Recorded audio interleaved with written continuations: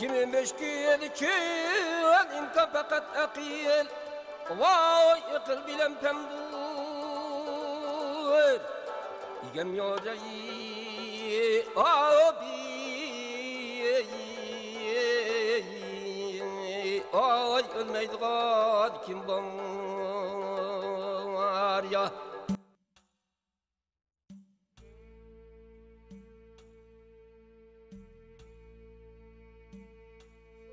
Assalamu alaikum, hörmətli televizor köyükçülər.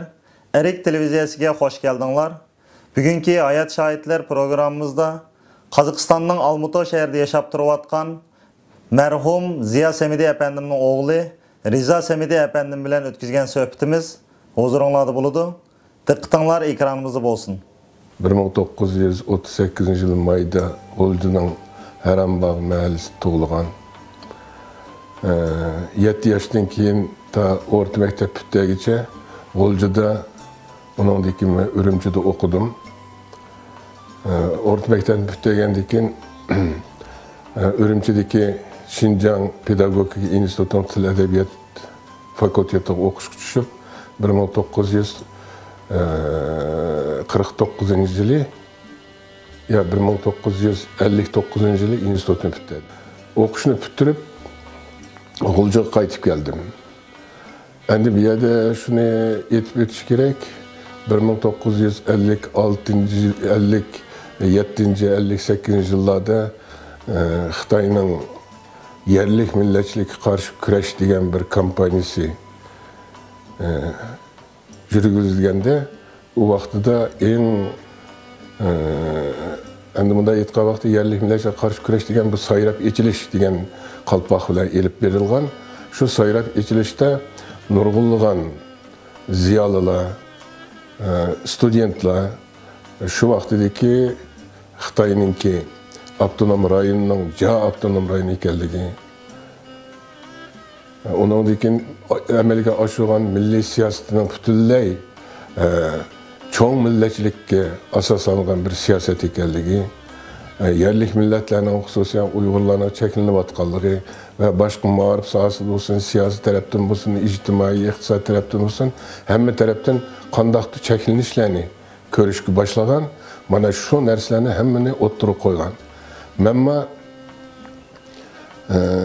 Mauzdon'unki, Xitay Partiyası'nınki emelge aşıgan siyasetindeki kamçılıkla, onun ırkı çoğun milletçilik asasıgan siyasetini paşkıgan, memma bir milletçi olup, şu ikinci kurs vaktida yerlik milletçi degen kalpakını kiygizdi.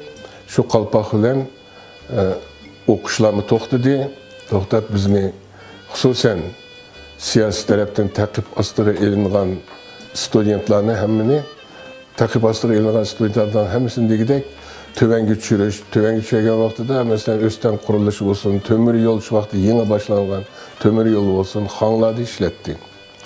Lekin kalpak bolsunma, milletçi degen kalpak kiygen bolsunma, lekin meni 3. kursuda okuşqa ruhsat kıldı. Şuna ben institutunu neticelik bitirip Olcu'ya kayıtıp geldim. Endi u yerda mening milletçi bo'lishimning yana bir sebebi çünkü dadam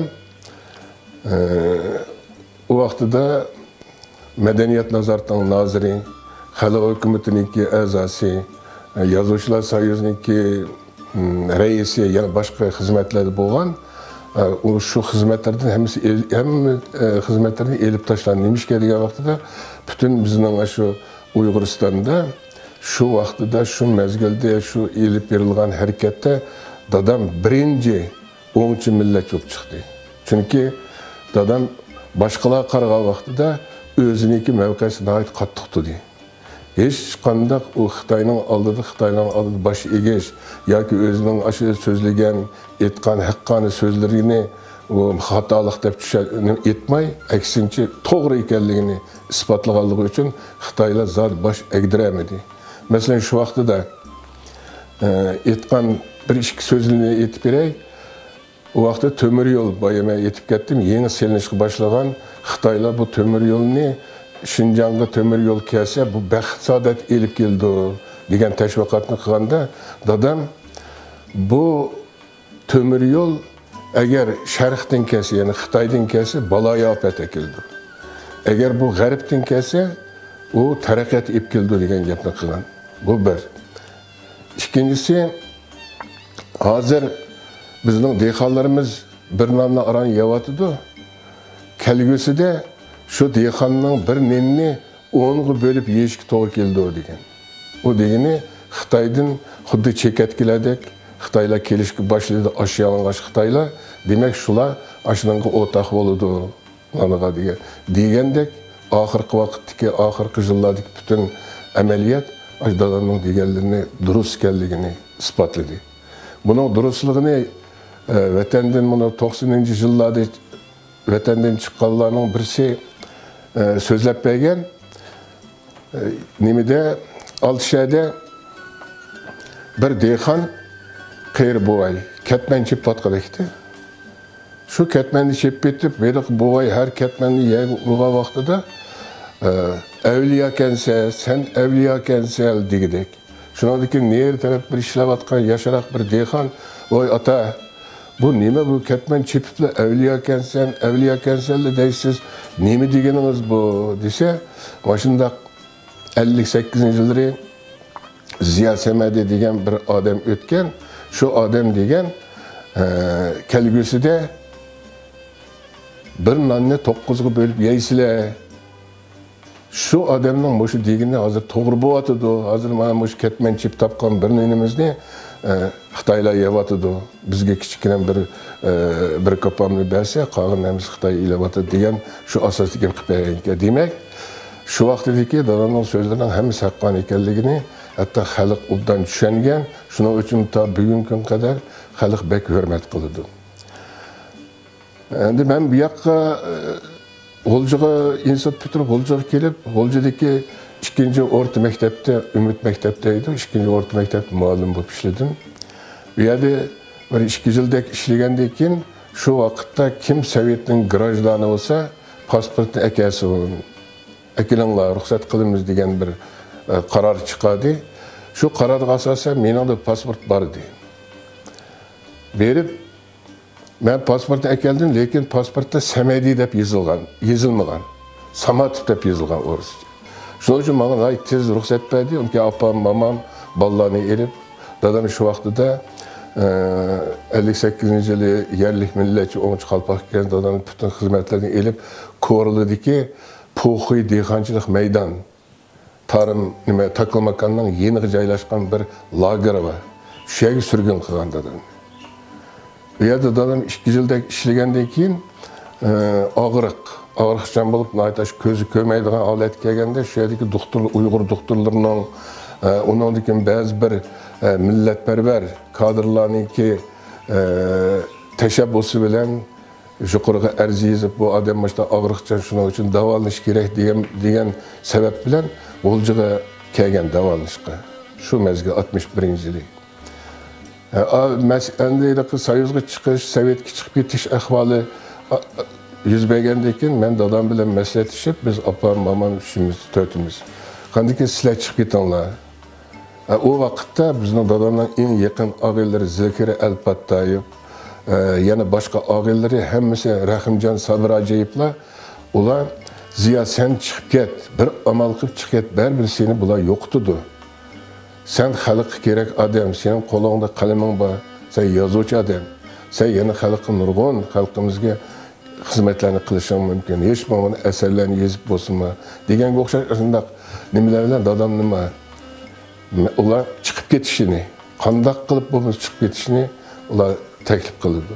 Shu asosda undan keyin dadam unda sana ruxsat bersa, men vaqtidagi muallim, shuning uchun agar sana ruxsat bersa, uydagilarni, mamangni, opangni, uningdagi 2 inim, 2 singlimni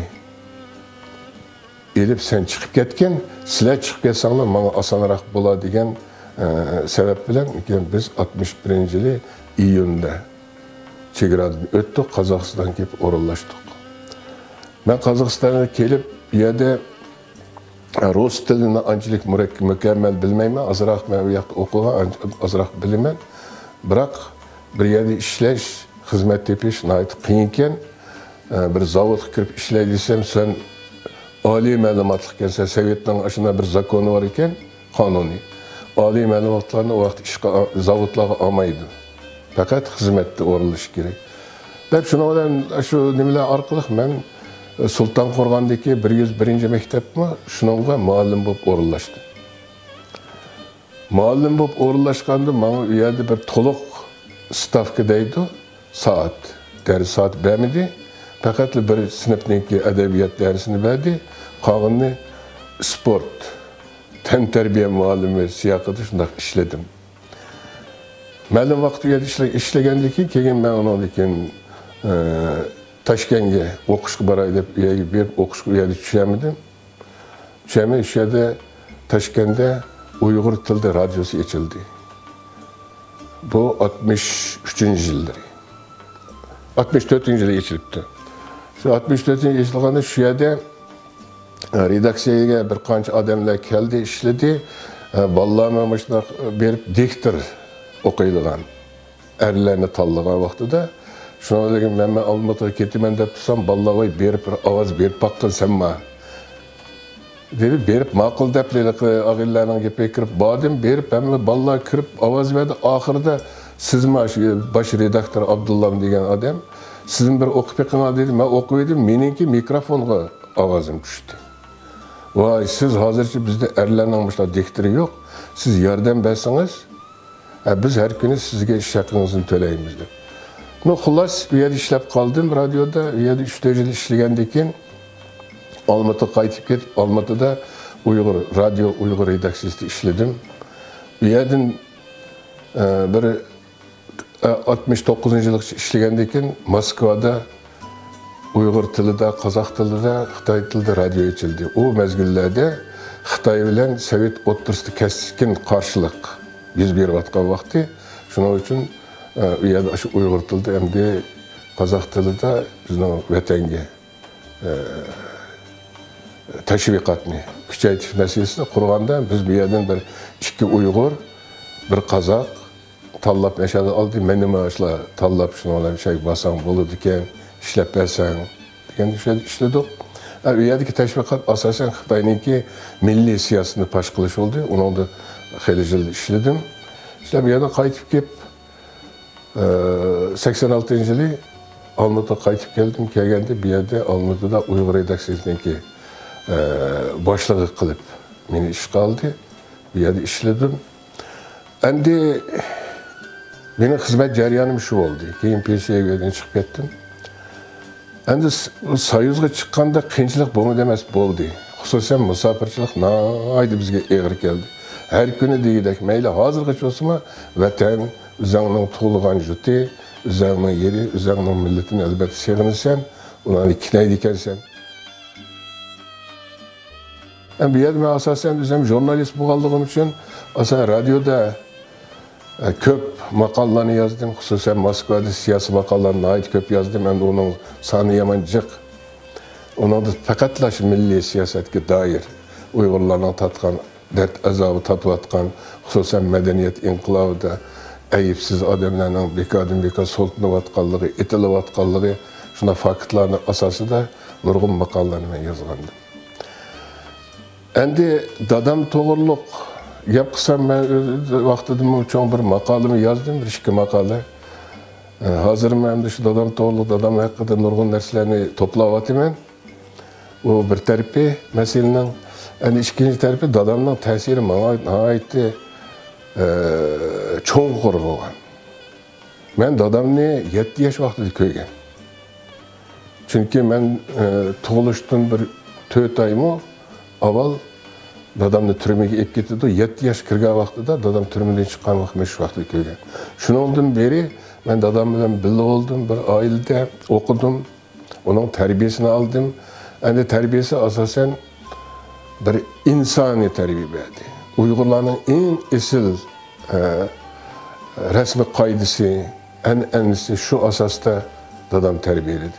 Dadam bizni bolalarni tarbiyalashda bizning o'zimizning erkiga qo'yib bergan.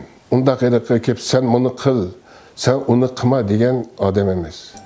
Faqat bizga shu bir narsa yaxshi o'qinglar deydi. Ikkinchisi odami bo'linglar deydi. yağan etmanglar, rastçıl olunglar. Ondan keyin öz milletini, özüңнің vatanını söýüşüň kerek. Öz milletini, vatanını söýgen adam o haqiqi adam bolup çykydy.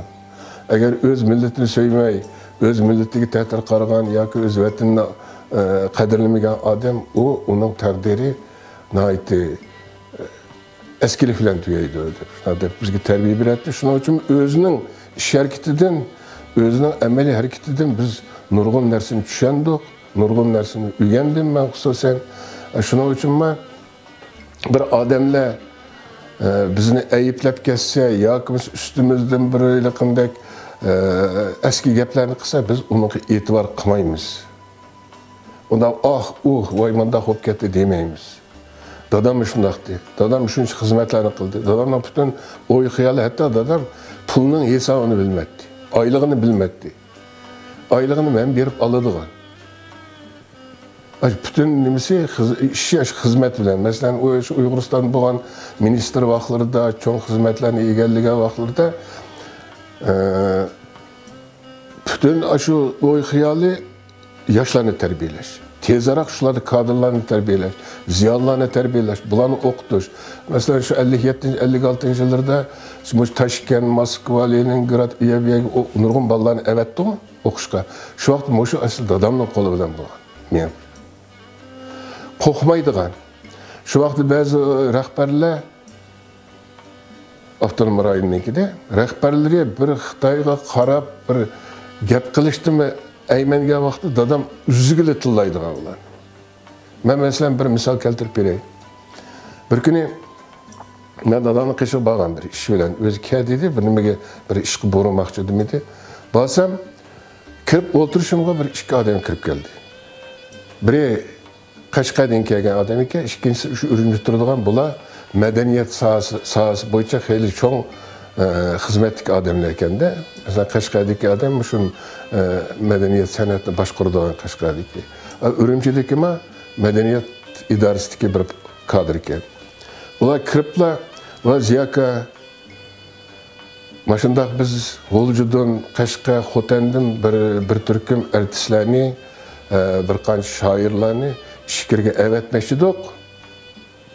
Shuningga mana shu pulni so'rab, optinim u vaqtda partikom belgilaydi. Mush partikomga borsak, shu yerda o'tirgan Xitoy biz pul yo'q deb mana qildi. Boramaydigan o'xshaymiz. Biroq siz unaga qo'l qo'ygandingiz, shu boradigan guruhga artistlarning berish kimlar bor demni tizimiga siz qo'l qo'ygandingiz. Mushta qildi degan vaqtida dadam trubkani etla telefonni ash Xitoyga zo'rg'a qildi. Men Xitoycha bilmayman. Şu Xitoycha bir 2-3 so'z qilib edildi, bir kanikin ash nim bo'ldimi? Deb nima qildi, o'zining turibkini jahli qo'yib qo'ydi. Bo'ldi, sizlarning ishinglar hal bo'ldi dedi. Nim qilib shu yerda dadam shu dedi. Sen dedi, mening egisi dedi ishkisiga. Men ashunaga guvoh bo'ldim-da, mening egisi. Aç tünegin ko'ledin dedi, ishkirdan chiqqan, ash men Xitoyga ikki qiz gapni o'tkazamay meshak kelishdilar dedi. Her ikisi tınırqab qaldı da. Demek, aşında g'ururi bilan, qo'rqimsizlik bilan ishlagan odamchi. Shuning uchun men ana ash xislatlari menga singan. Hozirgacha dadamning maqolamda aytgan dadamning shu xislatlari, dadamning tarbiyasi bizga nihoyat zo'r bo'lgan, menga emas, boshqa bolalarga shunda. Shuning uchun biz faqat o yuqorida aytdim, xalqning g'aybatini qilmaydigan, faqat yaxshilik bo'lsa qiladigan, bizda undaq dunyo yig'ish, pul yig'ish yoki bir obro' qozonish yo bir nimaga degan undaq narsa yo'q. Urumchida bizda 2 mashina bo'ladigan. Hukumat tarafidan berilgan. Biri Yozuvchilar soyuzniki, ikkinchisi Madaniyat ministrligining. Shu mashinaga biz tushmaydigan. Nimishga degan vaqtida boshqa rahbarlarning hammasi xotin bo'lajaqsi degan ko'chalarda yurgan undaq gapni chiqib ketgan. Hatto Rahim Qosimov degan bir shoir, Rahim Qosim, boshqa tushgan Pobeda deb bir she'r yozgan shu vaqtda. U nima desang, ashta rahbarlarning ayollari, bolalar ashta Pobedalarga dadisining shu dadisi ishda işte işletilgan maşini ular jürüp maçta kılgan ekin başka düşken победа dep şuna bir şiir yazan diye. Demek dadamның ana aşk hisletleri bizge sıngallığı için hazırgı Xudaya şükür özümüzden insafı bilen özümüzden küçü bilen yaşap kevatimiz. Dadam 1915 yılı 14 yılı 15 aprelde Yarket'nin Xonxay degan yezdi tug'ilgan. Dadam başlangıç mektep, orta mektep, Rus mektebini şu Yarket'teki mekteplerde okup şu yerda pütteygen 1930 yılı yani dadam Zarvat mektebide okuyatkan vaqtida 17 yaşı vaqtida. Dadamның dadısı mening babam ibadet Aksakal deydi. Şu ibadet Aksakal özü orta dehqon. Orta dehqon hem bağban bo'lgan. Shuning uchun turmush saviyasi xeyli yuqori, orta hal işte yaşagan ularning ailesi, Sametli ailesi. 1930 yılının 5'inde Sovet İttifakı'da bayılağa karşı siyasi hareket başlandı. Siyasi şunda hareket başlanған vaxtıda bayılağını, pamiş dep başta her türlü nimeler bilen hallık dehqonlanma, hatta addi dehqonlanma şunaq bir qalpaq göz bir kalısı bağlanma şunaq sotlab hech qanday so'zsiz sürgünge aydap türmelerge taşlagan. Mana şu vakitte mening babam ibadet Aksakal şu dehşetlik ahval beşiği tushadigan şu ailege keladiganligini bilip chegaradan ötüp ketdi Oljaga, vatanga. Şu vaxtida öydeki mamamni, onun dadalarimni işte ep ketay degan dadam unumaydı.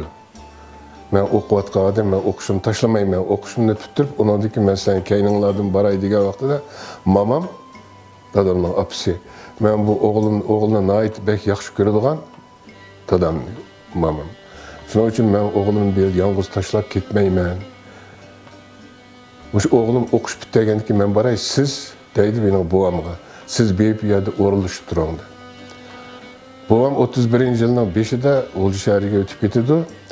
Biraz vakit ötmeyle dadamni mektepte okuyatkan yeriden 17 yaşlık dadamni bayının balısı dep türmege solap koydu. Dadam uyada 2-3 ayga yakın türmede yatkanda babam Olcuda anlap oğlunun türmege düşüp kalganligini. Şu yerda bir töt adamni evetip oğlunu türmeden kutuldurup ep geçip Olcuga ep gelişini boyduydu. Şu töt adam kelip, yoşurun kelip, dadamni türmeden yoşurunca ep geçip, mamamni, dadamның sangısı Tursunbi degan bizning bunday aytgan kichik atimiz oldu. Şunu elip, chegaradan ötüp Oljuga orunlaştı. Dadam Oljuga kelgandiki, u yerda o'zi o'qib bilimlik bo'lganligi uchun madaniyat sohasida, ya'ni madaniy uyushmasi qurildi, u yerda ishlaydi. Oldida iqtisod nachar bo'lganligi uchun baylarning do'konida, bir bayning do'konida shu yerda bunday aytgan vaqtda prikazchik deydi. Savdo ishlarini boshqaradigan, shuning bilan shug'ullanadigan shu ishni ishlab, keyincha onadagi Uyg'ur uyushmasida ishlaydi.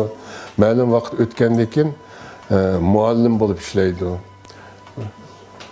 Ümit mektepte dastlabki muallim bo'ladi. Keyin ondan keyin Sharh maktabiga mudir bo'lib, bu yerda xizmat qiladi. Shundan 33 yosh oraliqda dadam ijodiyat bilan shug'ullanadi. Oldin she'rlarni yozadi, keyin rasmiy drama asari yozish boshladi. Birinchi asari 34-yili G'uncham. G'uncham emas, Ro'shan yana keyin qalliqdaqqa o'zgartirildi. Shu asrning dramasini yozadi. Undan keyin G'ayrib sanamni sahnalashtirib uni yozadi. 1937 yili oktyabr oyida dadamni Gomindanchilar turmaga oladi. U vaqtda Gomindan shunday bir xoinlik qiladi ekan, ularning oldida qo'yib bergan azroq kengchilik qo'yib bergan vaqtda Uyg'ur madaniyati, ma'rif xil taraqqiy qilishga boshlagan. Keyin u narsadan chekinib, shundan bu o'qimishliq ziyonlarni, ataqlıq zatlarni, dini odamlarni, uningdan obro'yi va Uyg'ur madaniyatiga, Uyg'ur san'atiga, Uyg'ur ma'rifiga yaqindan yordam qilgan boylarni Gomindang, ya'ni Shingsay tutib, hammasini turmaga tashlaydi. Shu vaqtda dadamni qo'lga ilinib, Urumchiga palindi. Urumchida 7 yil turmada yotdi. Endi o turma azobini sizlar bilasizlar, qanchalik bo'ladiganligini. Endi u yerda qattiq qiynashlarga, har xil azoblarga duch keladi, lekin shunga bardoshlik berib 7 yil turmaning azobidan 1944-yili qutulib G'uljaga qaytib keladi. G'uljaga qaytib kelgandan keyin milliy inqilob boshlanadi. Sonra milliy inqilobga nihoyat aktiv, jon dilidan aralashib, bu yerda bir qanchalagan vazifalarni atqirdi. Oldida Sharq Turkiston Yoshlar ittifoqining kotibi bo'lib ishlaydi. Shuna bilan bir qatorda Uyg'uriston davlat teatrining mudirlik vazifasini ado qiladi. 1946-yil kelganda Ahmet Efendi, Abdukerim Abbasov boshliq Sharq Turkiston hukumatining 6-7 odamdan tarkib topgan vakillari Gomindang bilan suhbatga boradi. Mana shu 7 odamning biri dadam bilan qo'shilib yerda bo'ladi. Bular Urumchida vaqtli hukumat qurib, dadam shu vaqtli hukumatning tarkibida ichki ishlar nazoratining muavin boshlig'i bo'lib Urumchida ishlaydi. Gomindanglar keyin o'zlariningki xoinligini, o'zlarining sotqinligini ochiqla boshlaydi. U bo'lsa shu vaqtda Uyg'ur rahbarlarini to'sqinlik qilish, ularning faoliyatlarini o'tkazmaslik, shuningdek ular shuna shart qo'ydi, milliy armiyaning tarkibini, ya'ni sonini qisqartinglar degan o'xshash har xil bir talablarni o'tirib qo'yganda, uning Sharq Turkiston hukumatining Ahmadjon Qosim boshliq rahbarlari ular bilan shu kelishimni buzib, shundan G'uljaga qaytib keladi. G'uljaga qaytib kelgan 49-yil o'zinglar bilasizlar, 49-yil kelgan vaqtida shu Rossiyaningki besimi, Rossiyaning qattiq talabi bilan bizningki milliy armiyaning shunchalik sharaf bilan olg'a besayotgan kurash utuqlarini to'xtatib qo'yib, Urumchiniki Manas degan daryosining bo'yi to'xtatib qo'ydi. Shu bilan Gomindang bilan Gongsandang bilan 49-yil Kommunist partiya bilan bir kelishim kelinglar, shularni nima qilinglar degan asosda bizning rahbarlarimizning hamma ishlarini cheklaydi. Buningda o'rislar nihoyat cho'ng rol o'ynaydi. Shularning nimasi bilan milliy armiyamiz tarqalib ketadi. Sharq Turkiston Cumhuriyetimi o'zidan shu vaqt yo'qotildi. Shuning bilan bizningki butun qo'lga kelgan g'alabimiz, to'kilgan qonlarning badli hammasi yo'q chiqariladi. Buningda o'rislarningki roli, o'rislar burunmi bizni setib kelgan, shu vaqtda ochiqdan ochiq bizni Sharq Turkiston hukumati setdi Xitoylar. 49-yili Xitoy kommunistlari hech qanday bir o'q atmay bizning vatanimizga kirdi. Tayyor bizningki g'alabimizga ega bo'ldi. Ega buma o'rislarningki Xitoyga ko'katgan nihoyat cho'ng shafog'ati. Shundan keyin 49-yili dadam Urumchiga kelib u yerda madaniyat idorasiniki, o'lkalik madaniyat idorasiniki boshliq bo'lib ishlaydi. Undan keyin ma'rif nazoratiniki muavin nazir bo'lib ishlaydi. Undan keyin bag'asir xizmati o'sib, madaniyat nazoratining noziri, ya'ni ministri, Yozuvchilar ittifoqining raisi, avtonom rayonlik xalq hukumatininki a'zosi, shuningdek 5 o'lkadan tarkib topgan Edebiyat Sanatçılar Birleşmesi'nin muavin reisi olup işleydi. Şununla ten Uyghur Abdunum Rayonluq Taşqı İşlar Başqarmasının muavin başlığı olup o vaziyetini bir mezgil ada kıldı.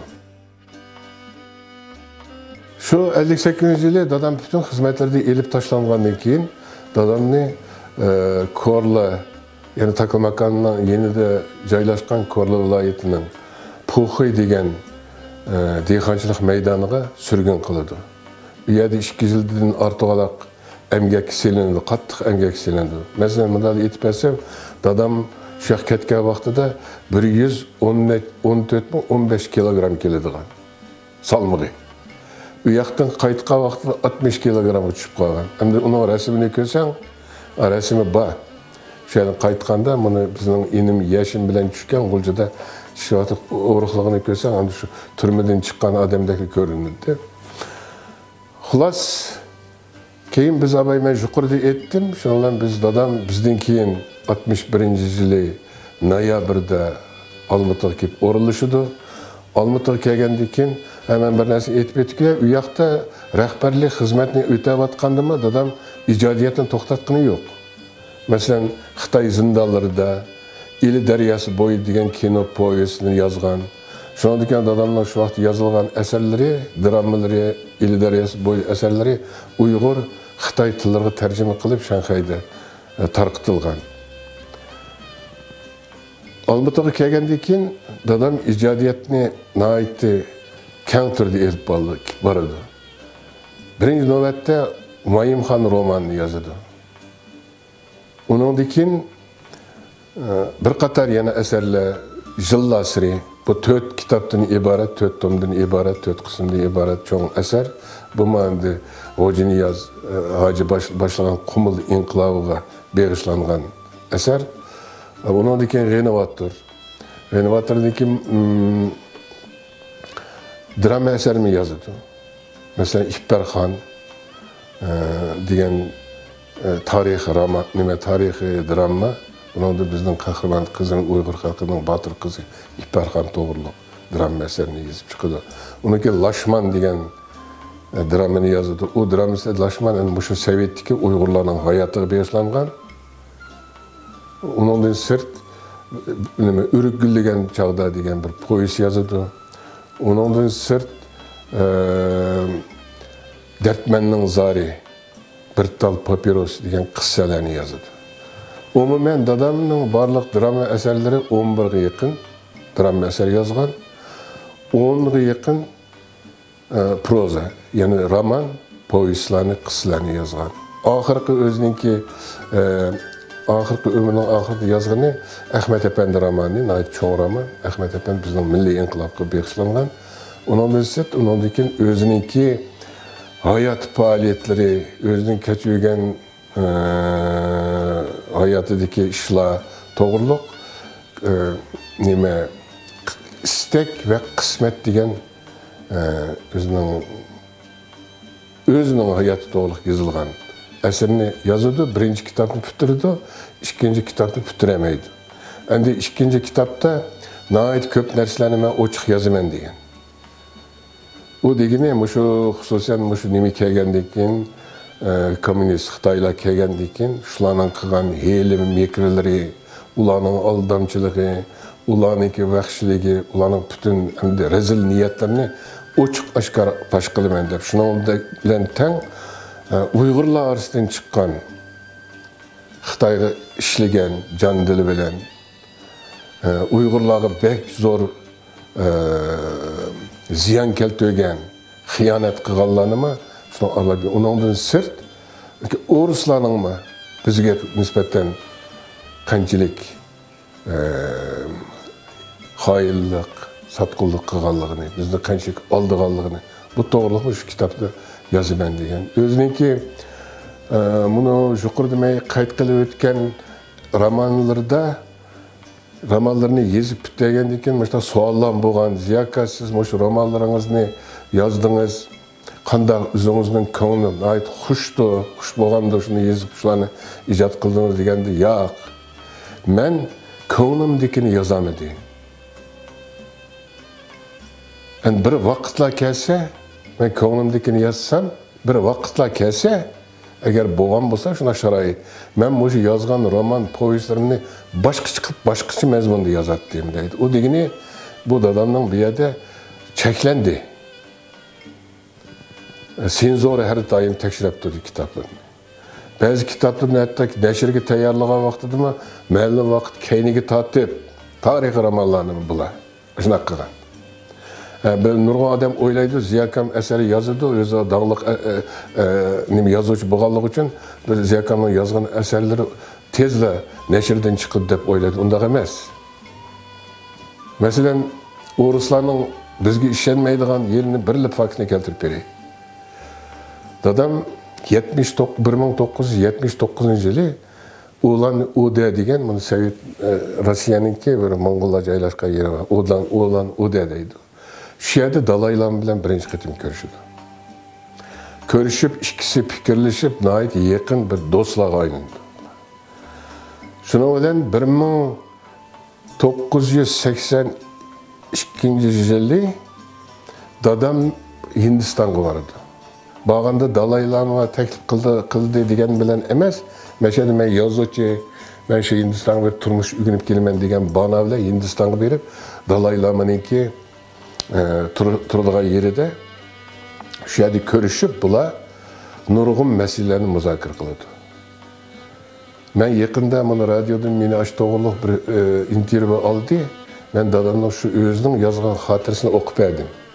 Dalay Lama bilan nima to'g'riliq kelishim tuzilganligi.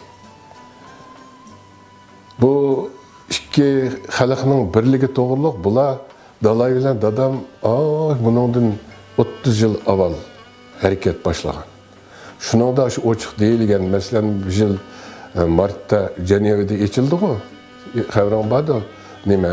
Jenevada Uyg'ur, Tibet, ikki Mo'ng'ul, hatta Xitoy demokratlar birlashib, birlikda Xitoyning hozirgi tuzumiga qarshi kurash qilish degan narsani qildi. Lekin Dalay bilan dadam bular 1979 yili shu masalalarni o'tirib qo'ygan. Birinchisi bütün shu muhojiratdagi Uyg'ur, Tibetliklar birlashib bir tashkilga birlashish. Şu orqali Uyg'ur davosini bütün dunyoga kengaytish. Mana masalalarni qo'yilgan. Hatta Dalay bo'ldi deb dadamning nurg'un fikrlarini bergan. Maslahatlarni to'liq qabul qilib, shundoq bo'lsin deb Dalayma unga qo'l qo'ygan. Shuni 82 yil yig'in 82 yil dadam 3-oydami Hindistonga bordi. Berib ular konkretni so'zlashib bir konferensiya etishni qaror qildi. O konferensiyani Dalay Lama ustiga oladi o'tkazishni. O konferensiya Shveysariyaning Jenevada o'tkazish qaroriga keladi ular. Keyin taklif qiladi. Qilgan vaqtida Rossiya, ya'ni Sovet ittifoqi, Sovetda dadamga ruxsat bermaydi. Shu konferensiyaga qatnashishga.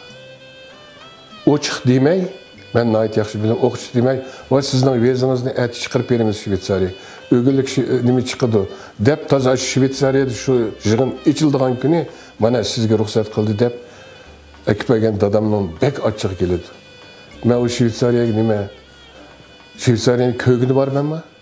Men bog'ichi ular degan yig'inni tugaydi, 2 kunlik yig'in konferensiya. Deb shu vaqtda dadamning oldini to'sab qo'ydi. Keyin Dalay Lama bu ahvolni tushunadi. Dalay Lama nayt aqlli odam, uni ruxsat bermaganligini tushunib, bular o'zaro xatchak, o'zaro o'zining vakillerini Dalay Lama avatidi. 84-yili Dalayning dadam 84-yili nima avatidi? Avatib Dalay Toshkentga keldi ekan. Toshkentga. 82-yili kuzda Toshkentga Dalay keldi ekan. Bu 82-yilda qanday ishlar bo'ldi-ku? Desat dadam berib ko'rishgan. 82-yilda ko'rishganda shu Toshkentda ko'rishib, bular Dalay alaydan dadam taklif qildi Toshkentga. Bu hukumat, Sovet hukumati amalsiz ruxsat berdi dadamga ko'rishga. Dadam Toshkentga berib ko'rishdi. Ko'rishib yanala bularning ikkisida o'ttirisida shundoq. yuqoridaman degan fikrlarni qaytadan takrorlashib, birga Uyg'ur debat davosini birga olib berish, bir tashkiliy narsani qurish degan narsalar bo'ladi. Bu keyin dalay ketgandan keyin u narsalarga dadamni sirtqa chiqish butunlay cheklab qo'ydi. Chiqarmaydi ishni. Chiqarmagandan keyin dalayning yana vakillari kelib, Moskvaga kelgan vaqtida telefon qiladi, xat yozadi, ular ko'rishib, mana ba'zi ishlarni maslahatlashadi. Shunlar oxiri 86-yili dalay shu Mong'oliyaga bir yer borgan vaqt yo'l ustida Olmataga tushdi. Olmataningki gostinitsi. Tushgan vaqtida yana dalay o'zining kelganini xabar qilib dadamga. Dadam yana 4-qitim dalay bilan 86-yilda ko'rishdi. Ko'rishib, yerda yana o'zaro fikr qilishib, bir-birsiga bo'lgan ahvollarni tushuntirib, bundan keyingi qildigan ishlar haqida nima qilsak bo'ladi deb dadamdan bir maqollarni yozishni taklif qiladi. Dadam o maqollarni yozib avatidi ularga. Shunday munosabatda bo'lgan. Keyin andan keyin 86-yildan keyin butun siyosat maydan boshqacha bo'lib ketdi. Chetga chiqish yo'q. Shuning bilan dadam mayda asarlarni yozib o'zining ishi bilan bo'ldi. U yoqda undaq bo'ldi. Shu ahvollarni shuning bilan tuydi. 91-yili Türkiye'nin İstanbul şehrida Uyg'urlarning birinchi qitimliq qurultoyi bo'lib o'tdi. Uningga Olmatadan ko'p odam qatnashdi. Meni taklif qilgan Mehmet Badim dadam qatnashdi. Shuningdek cho'ng odamlardan, yana obro'li odamlardan bir qanchalar bordi.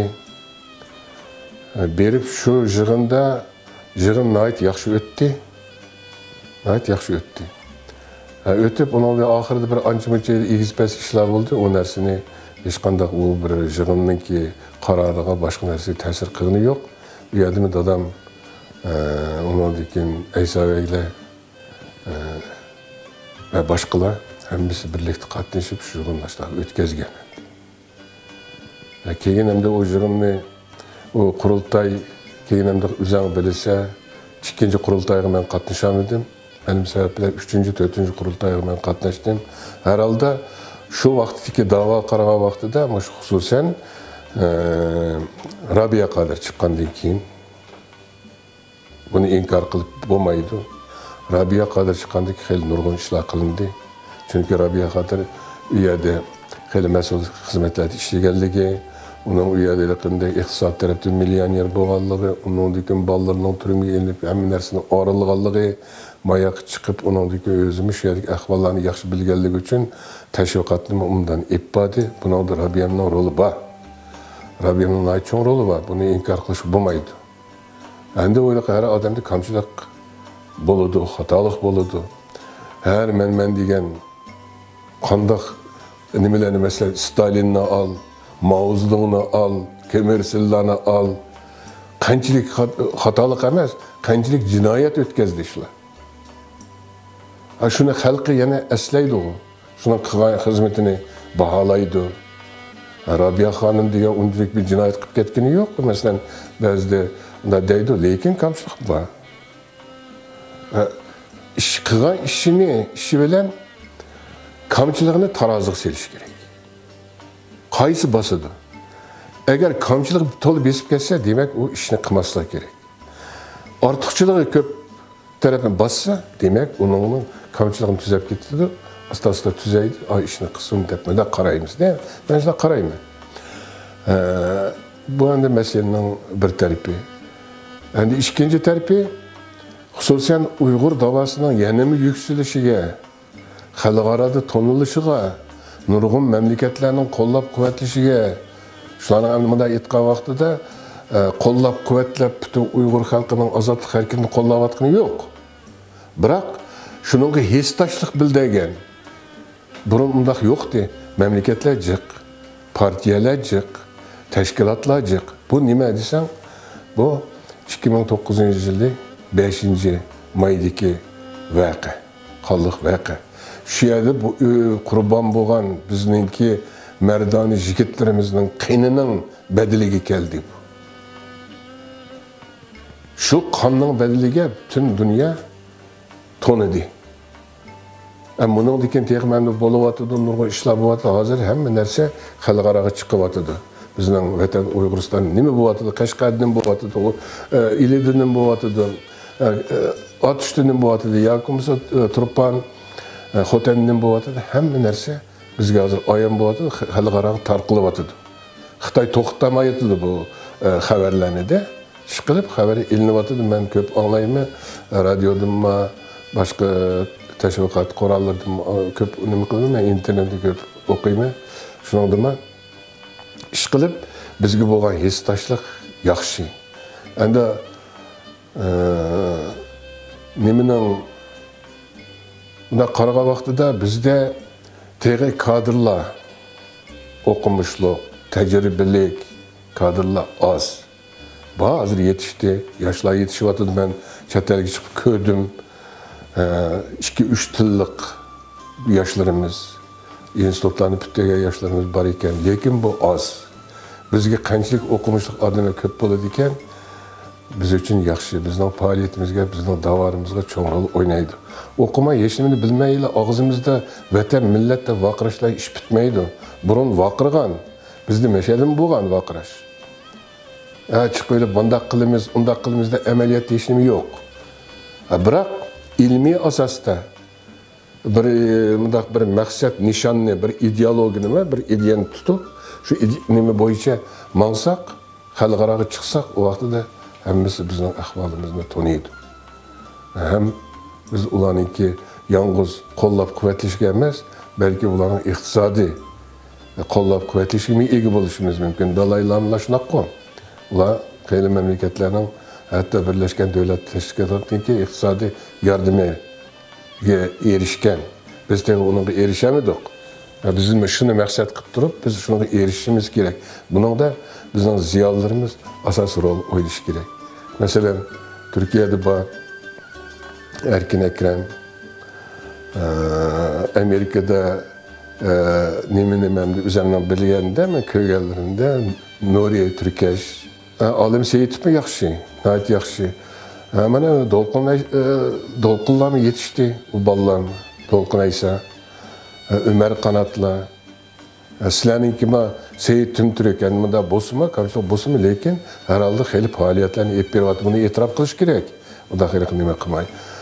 Bizden hem de bir Kazakistan, Kırgızistan'da bo'lsa, bir yerde bizden bazı bir meşeninki özneki kanun kaydısiga, meşenin özneki konstitusiya asasıdan desek, ochiq bazı işler qilin bo'ladi. Biroq meşeninki hukumatninki karar bilimleriga rioya qilmasak bo'lmaydi. Biz elbette rioya qilishimiz kerak. Qozog'iston turib atqandan keyin. Endi bular şosының a'zosi Shanxay kelishimininki. Xitayning ta'siri yo'q emas, bor. Xitay hozir nayt ko'plab kiryapti Qozog'istonga olsun, Qirg'izistonga olsun. Bütün iqtisodiy masalada Xitoylar hozir iqtisod tarafdan tutib oldi. Onun için köpligen bu bir tarafı endi. İkinci tarafı bizning Uyg'urlar can beqish nuqtasidan u yoqqa kirib chiqayotganlarmi bor. Uning ichida Xitoyga ishlayotgan yoki Xitoyning gapini qildiganlar yo'q emas, bor. Chunki Xitoy imkoniyat var bizning mashadagi faaliyetlarni buzish, işçidən parçalaş, məşədə ubdan fəaliyyət etbağallarının üstündən hər xil töhmətlərini taqtiş, xalqı öşkökütüş, aşınaq işlərini qıldı, qılıvatıdı, bunu da kimi qılıdı, amma düşənən, Çin dilidən millətini, vətini söyləyən adamlar, onların ondaq təşviqatıga, ondaq aldamlarına, ondaq töhmətlərə işənməydi. Meydime hazır Abdurrashid muavin reis bo'lib saylangandan faaliyetlerim xeyli yaxshi. Aminem ayollardan aminem nayti cho'ng o'zi yurist bo'lganligi uchun, ziyoli bo'lganligi uchun bundan ishlarni qilib atadi. Yana boshqa bolalar bor, mana buni yoshlardan bizdan ko'rib o'tsa, Alishullah, yana boshqa nurg'un bolalar bor. Ish qilib faaliyet chet eldagi o'xshash erkin emas bo'lsaqmi, lekin ba'zi taraflarda bizningki Hökumatımı bəzi tərəfdə yol qoydu. Məsələn, nəzir çıraq ötküzüş asasında bəzi nərsələr təşviq qılıb alımız. Təşviq qılımız, boğan vəqələrini sözləb birimiz. Bəzi bir maqallarını yazımız. Mən əndi 5 iyul qallıq vəqəsindən 4 yıllığını ötküzümüz deyib şununla təyərlik qılıb atımız. Onu ötküzümüz, Xuda qalsa onu yaxşı bir ötküzəmiz degan ümiddir. Mening qilaman deb maqsad shu vatanimdan chiqqandan tortib birla orzu armanim shu vatanim ozod bo'lsa. Shuning ozodligi uchun qo'limdan nima ish keladi? Nima ish kelyotadi? Men ilqinda davron qilib bor hurib vaqirashni yaxshi ko'rmayman. Amaliy ish qilishni yaxshi ko'raman. Amaliy ish qilish. Lekin amaliy ish qilishga mening bu qo'lim bog'liq. Mana mushu meni aytdi endi ranjitdi deyman, xafa qiladi deyman. Uningdagi o'zimda qanday bir ajoyib bir ko'ngilsizlikni paydo qilyapti. Endi chet elga chiqimiz, yig'inlar qatnashimiz, u yerda uni deymiz. U yerda 3-4 kun yurib qaytib kelsanmi? Qaytib kelsa. Kelgandan keyin sizlar o'xshash tashkilot bir yerlarga berib, ishlarni ichib kirib so'zlashadigan bunday narsa imkoniyatimiz yo'q. Hatta bizning u yoqqa chiqishimizni mana Yaponiyada ochilgan qurultaydimi bizni qanchalik nima qildi. Mama keldi. Siz bamang sizga qas qilib qo'ydi dedi. Kim qas qildi menga chatildi. Ma'qul o'ylash baqay deb turib keyin baribir yana. Asli bilet Amina ham shunday qildi. Abdurashidlarni, Rishotlarni ularni boshqa tarafdan chon tutib iqtisod taraf ularni nima bu? Tijorat bor. Shu tarafdan qattiq tutib ba'zini elbetimiz sotib qo'yamiz degandek ular boramadi. Endi hozir keyingi vaqtlarda qandaqdir bir Janubiga borganda hech qanday to'saliqsiz bordim men Abdurashidimiz. Ba'zi narsalarda endi bundaq, endi ko'pincha qilgan maqsad orzu buni to'liq kuch chiqaramayapmiz uni ijro qilishga. Endi shu mening orzuyim shu bechora millatim, xalqim, shu qonga patgan, petayotgan vatan, tuproq shu bir ozod bo'lsa, dadam deydigan umid bilan yashash kerak deb. Umid bilan yashadi, shu umid bilan ketdi. Men shu umid bilan yashayapman. Xudo xolisa endi shu hayot bo'lib ashadi ko'rib shadi ko'z yumsaq, xalqimning bir ozodligini ko'rsam ozod bo'ldi degan gördüm, teş yatatdım. Hürmetli televizor köyükçiler, şunun bilan bugünkü Hayat Şahitler programımız müşahede ayaklaştı. Hayır hoş, keler kıtımlık sanımızı görüşelim.